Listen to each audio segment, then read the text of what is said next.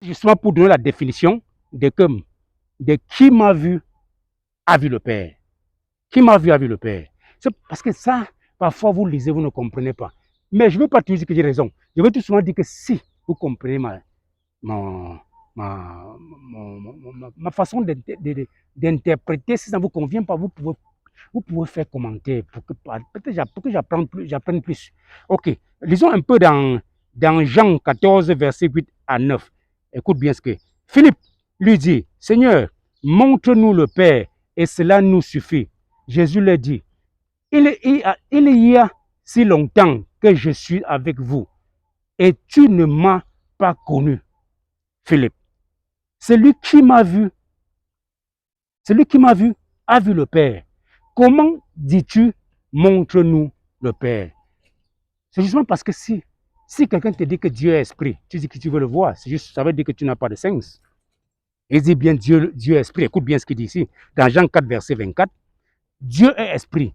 Et il faut que ceux qui l'adorent en esprit et en vérité. Ça veut dire que ça ne se voit pas, on ne peut pas imaginer. Il faut comprendre le français.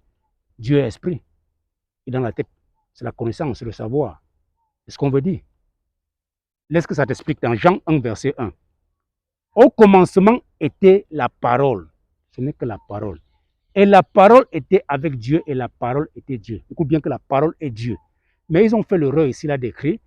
Au commencement était la parole. Et la parole était avec Dieu. Ils devaient écrire ce Dieu-là avec des minuscules. Et la parole était Dieu. Dieu avec majuscule. Parce que Dieu est la connaissance. Dieu est le savoir. C'est pour ça que Jésus explique ici. C'est pour ça que Jésus explique ici.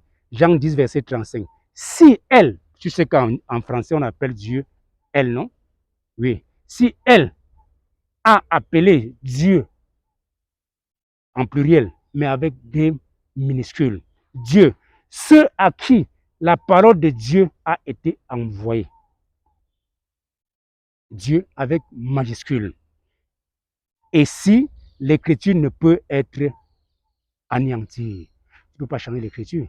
Donc ils étaient les dieux avec des minuscules. C'est pour cela qu'il devait écrire ici dans Jean 1, verset 1. Au commencement était la parole et la parole était avec Dieu minuscule.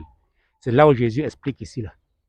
Dans Jean 10, verset 35, si elle appelle Dieu, Dieu avec des minuscules, ceux à qui la parole était envoyée, les prophètes viennent avec la parole de Dieu, sont appelés Dieu minuscule, envoyé.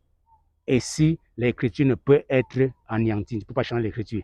Si on va maintenant dans Genèse 6, verset 3, alors Dieu dit, mon esprit ne restera pas à toujours dans l'homme, car l'homme n'est que chair.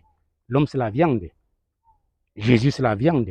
L'homme n'est que chair. Et ses jours seront de 120 ans.